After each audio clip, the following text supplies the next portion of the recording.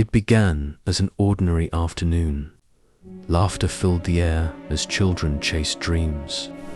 Then, in a heartbeat, tragedy struck out. A father's world shattered. But from this pain emerged a lesson of courage that will echo forever. The sun hung low over Oatlands, Australia. In 2020, 7 children skipped down a sidewalk, their voices bright with the promise of ice cream.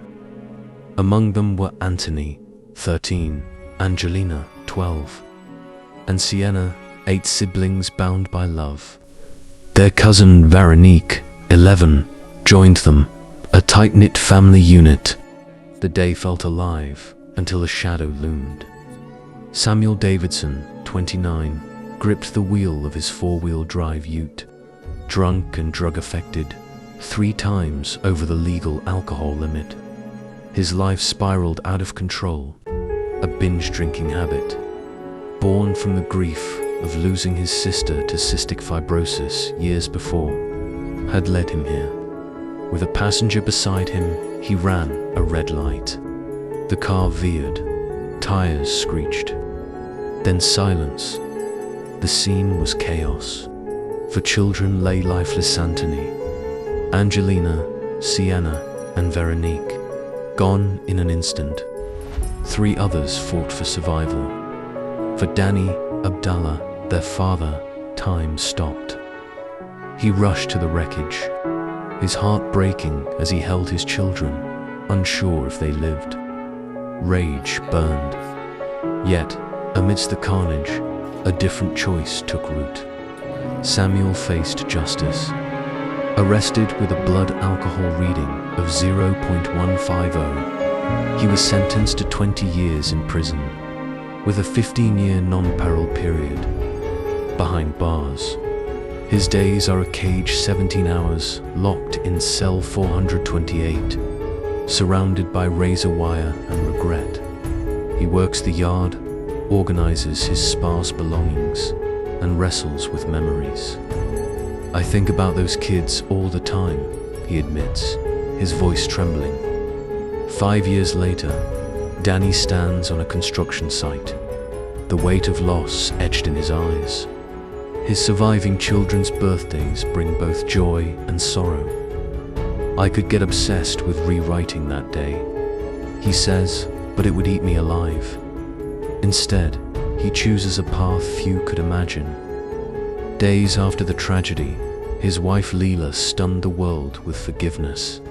If Jesus can forgive, we have to, she declared on national TV. That message reached Samuel in his cell. Tears fell as an officer relayed the news. It touched me deeply, he confesses. Danny, too, extended grace, welcoming Samuel into his family's story. Without his forgiveness, I'd be in a dark place, Samuel says. Now, I have hope. This is no fairy tale. The pain remains raw. Danny's heart still aches for his lost children. Samuel carries the burden of his actions. Yet, their meeting captured in a rare prison. Encounter shows a truth. Forgiveness can rise from the ashes of despair. So, what's the lesson? In our darkest moments, courage isn't just surviving, it's choosing hope. It's turning rage into redemption. Let this story inspire you. No matter the wound, you hold the power to heal. It's their last selfie.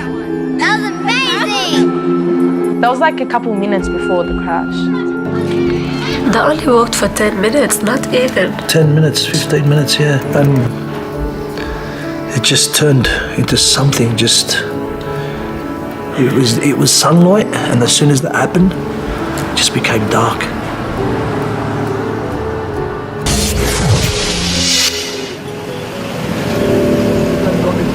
A car just came out of nowhere and he made four of my best friends die.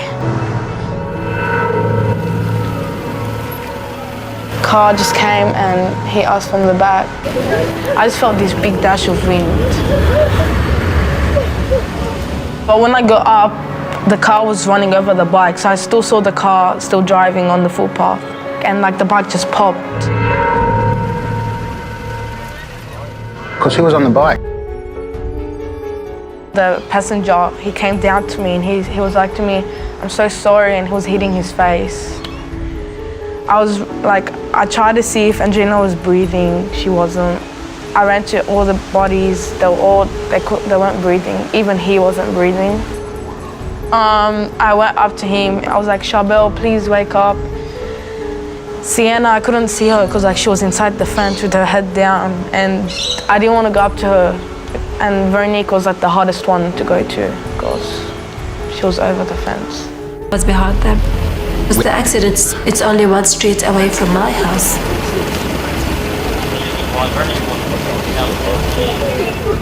Then Liana quickly ran to me. She was bleeding, and she goes, "Mom, I'm so scared," and she hugged me. Then the police came. I got sort of pushed away. They just put the tape, crime scene. I looked like that. I seen just each child getting covered. I went to the hospital. Liana's there. "Where's my brother and sisters?" I said, "They're next door, don't worry, they'll be fine." They were okay. You had to say that. I had to say that, and then what happened after that, the nurse said, "Mate, don't lie to your Anthony and Angelina and Sienna. They've gone to be with God." She goes, name by name, "Anthony?" I said, "Yes." She goes, "Angelina?" She starts crying. I said, "Yes." She goes, "Not Sienna?" I said, "Yes." "Liana, I'm sorry, I can't do anything about it." And she goes, "I don't want to be the eldest in the family." That was the hardest thing to do. It's probably the hardest thing I've ever done in my life, to say that to your daughter. There's a photo that was on social media of the last sunset. Okay, go, 3, 2, 1, go. It's In a blink of an eye. In the blink of an eye.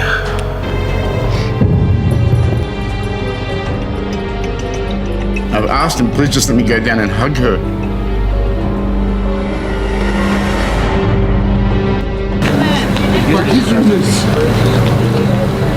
It was beyond horrible. There is children in there. I have to block that night out because those lights.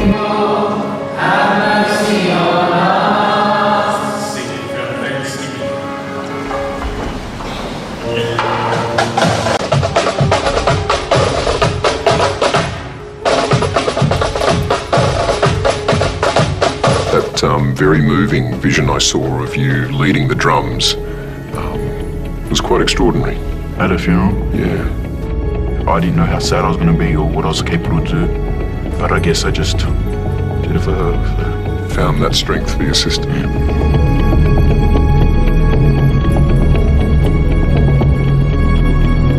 Ready, guys? Yep, off you go. Okay, so now we're going. So we went up the last hill in that last video. Going downhill. Bye. She was called back home to God.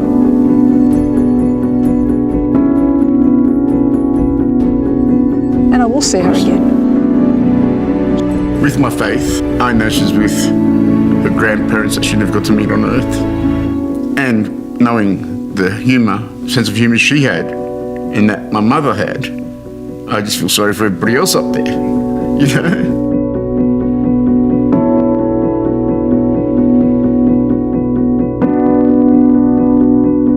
How much are you missing your sister? Every day. Every day.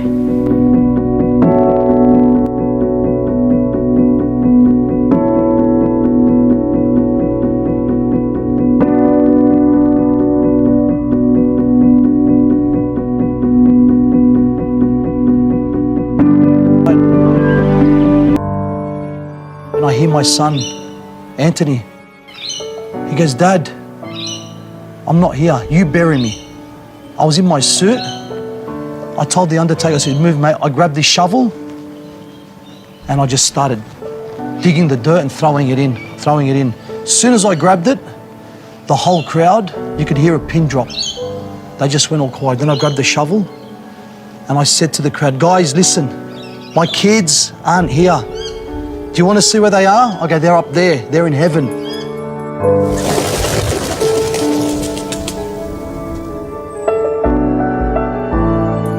Ask questions. I say, why God?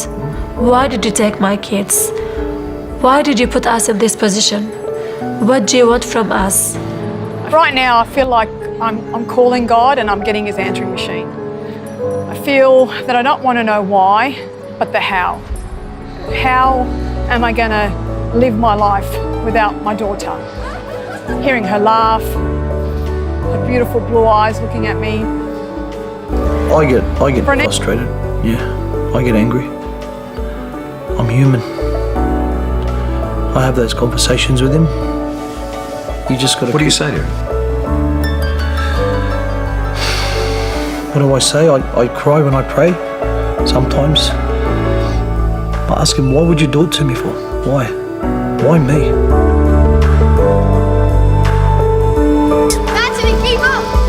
On the day of the crash, 11-year-old Charbel was one of the 7 who went on the walk. 8 minutes before sunset, 4 children were dead, and Charbel was fighting for his life. Father, a tear started forming on her right eye and started scrolling on her cheek, and we all looked at her and we were in shock, like, what just happened?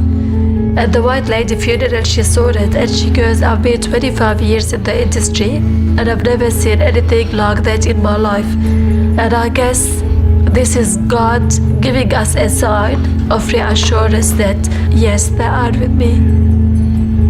Lord, have mercy, Lord.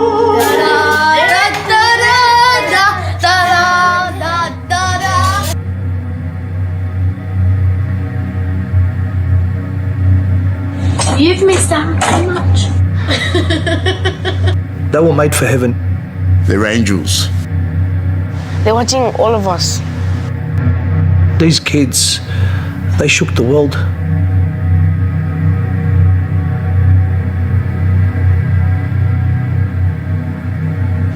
Lord, I need you. Oh, I need you. Every hour I need you. Thank you. Say I love you. I love you. Say I adore you.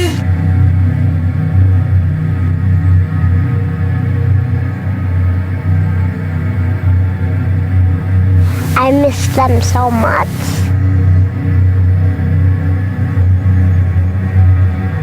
Hey kids, I love you guys so much.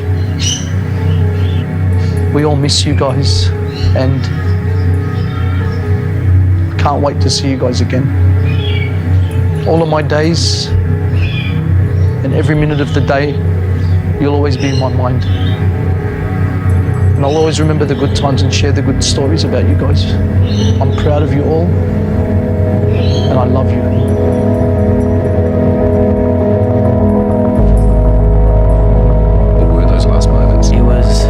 It was me getting dropped off here and then running upstairs to get my soccer stuff ready and have a shower and everything. And it was her leaving the front door and she's like, bye, Michael. And I'm like, bye. Yeah. It was unique, very unique. And it's in her name. Veronique, Yeah.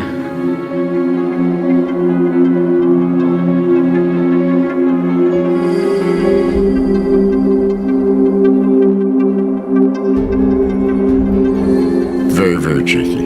And she had a sense of humour. You know, she'd do anything to make you laugh. As long as other people around her were happy, she was happy. Love you, Mum. Happy birthday. She demanded your attention because she'd give you her attention. She had a beautiful heart. She wanted to be a lawyer and have 28 kids. 28 kids? Don't know how. I was in a coma for 2 months, but this is how I survived. My cousins that passed away prayed for me till I get better. Minutes before the accident, Charbel and Anthony can be seen on this vision. Yeah, I was riding a bike and Anthony was next to me. They'd been sharing Anthony's bike, and it was Charbel's turn to ride it. Moments later, the bike was crushed and Charbel was unconscious and not breathing. I thought my brother was dead.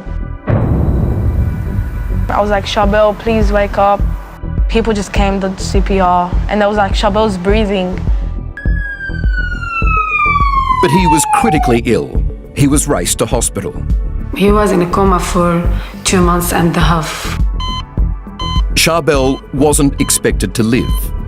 We had Australia, the whole country and the whole world was praying for that kid. I was like holding his hand and I was kissing him and I was like, please, Angelina, Sienna, Veronique and Anthony, now you're angels, so can you please help our family and help Charbel recover?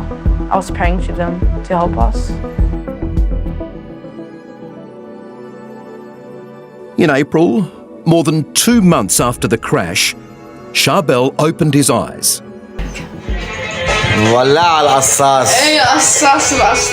When Charbel came out of the coma, he couldn't contain his excitement. So we believe in miracles. I don't know. I don't know if it was just the wonders of medical science today or some divine intervention or a mixture of both. Anthony Fisher is the Archbishop of Sydney. At one stage there was not a lot of hope held out for him medically, and there was such a turnaround.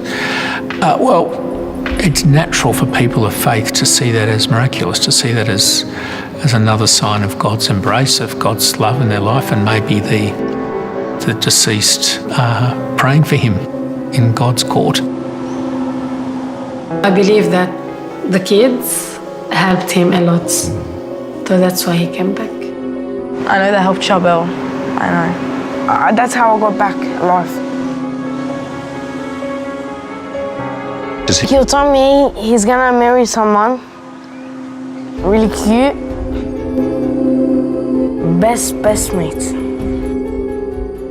I just love him.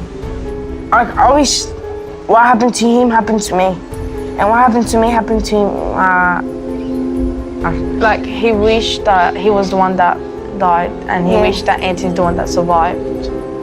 Because Anthony has a lot to go in his life. And difficult. One of his few outings has been to visit the cemetery where his cousins are buried. Their lives gone, his life changed forever. My nephew was full of life, and it breaks your heart to see him from an ordinary child to now a boy who now have a brain injury and he can't do the basic, he can't play soccer, he can't jump on the trampoline, and that's very heartbreaking.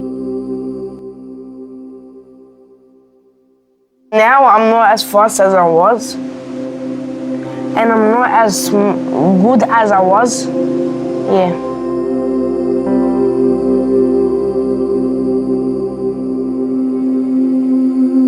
Favorite color? My favorite color is opal or purple. Can I ask you a very personal question, if you don't mind? Favorite sister? My favorite sister is Liana. Would you think about having more children? Yeah. Angelina, your favorite drink is Argile? No. Sienna. Same as me. No. Same as Sienna. Okay, no. Mommy. Remember when I kept on having it? Yeah, I'd love to have more kids. Sienna? What a nice memory.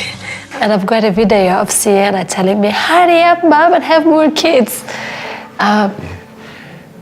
Yes, I would. That would be a happy thing. I love kids. I love kids so much. And it breaks my heart the fact that Liana, Alex, and Michael are gonna grow up without their brother and sisters. Favorite brother? Alex. Why? Because Alex always says, you're my best friend, and he runs and gives me hugs, and he would not leave me alone, and is so cute, and I want to squish that little face to pieces, and he has curly hair, which is so adorable. Kind of sorry is the right kind of sorry. we know there are harms that in this life you can't make right. Oh my God, I'm sorry for my sin.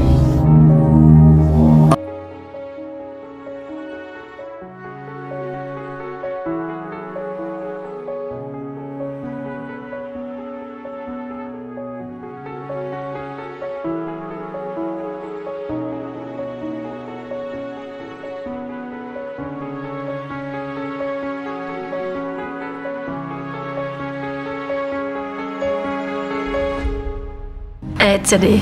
Look at this girl. Give her the look. Wow. You're so handsome. All the girls are checking you out.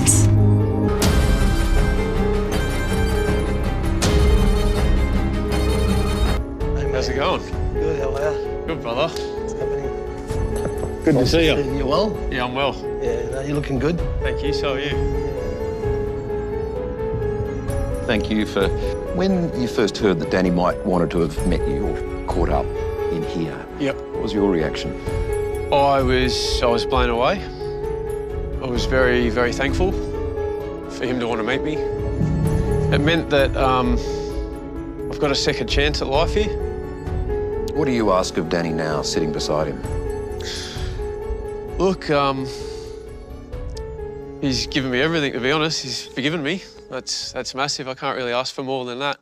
So anything else is just a bonus. Honestly, I look at him like a godfather. Like I just want to be everything like him, and I've got a lot to learn from him. Have you apologised? I have, and I'll do it again. Danny, I'm really sorry to you and your whole family for what I've done and all your friends.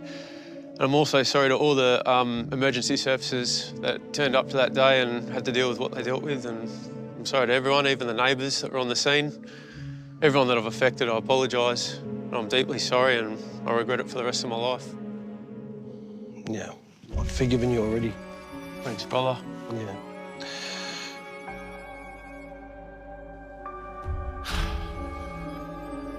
The first meeting you had with Samuel in the maximum security prison was a private one. Yep. What was that like? Oh, that was nerve-wracking. It was harder than I thought. It's not an easy journey to make, to meet the man who killed your children. Yeah. It was a moment where I saw a person that's probably living with the pain of killing 4 children and giving 1 child brain damage. You know, putting my parent hat aside, I could see that he's living in a place of guilt. And you know, I always say, if I had to give him a gun and say, you either shoot those kids or shoot yourself, he'd probably say, I'll shoot myself instead. So what do I do with it? Do I just keep hurting him? It's not going to make anything. Do I keep hating him? What's it going to do? It's not going to do anything.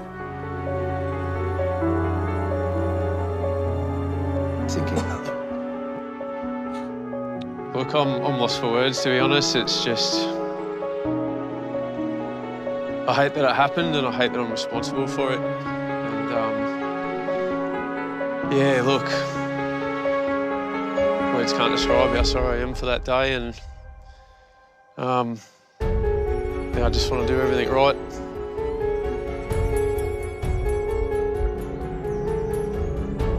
My kids speak to him. Do they really? Yeah. Yeah. And they call him Hi Sam.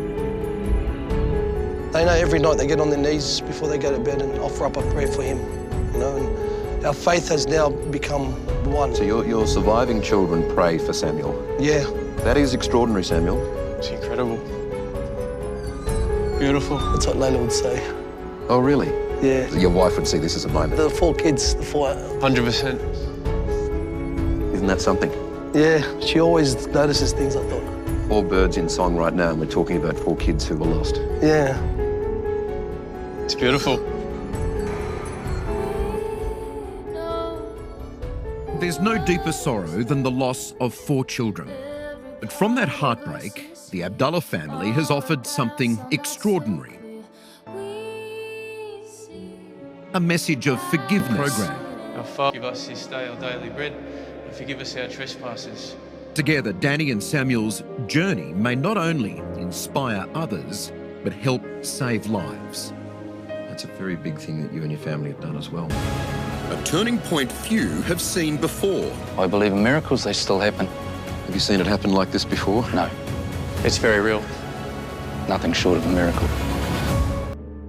Our Father, who art in heaven, hallowed be thy name. Thy kingdom come, thy will be done on earth as it is in heaven. Religion has become a cornerstone of Samuel's life. Trespasses, as we forgive those who trespass against us. He said, it's powerful because people see it, it's a message, and what is growing from it in society and even in the prison. The respect that they have for Sam in this situation is unheard of. Really? It's unheard of, yeah. What's it meant to him, do you think? To Sam? Yeah. You can see it on him, you know. Like I say, it's a total transformation of a man that was broken to where he is now. It's just nothing short of a miracle. So I believe in miracles. Thank you, bro. It was good. Yeah, that was really good.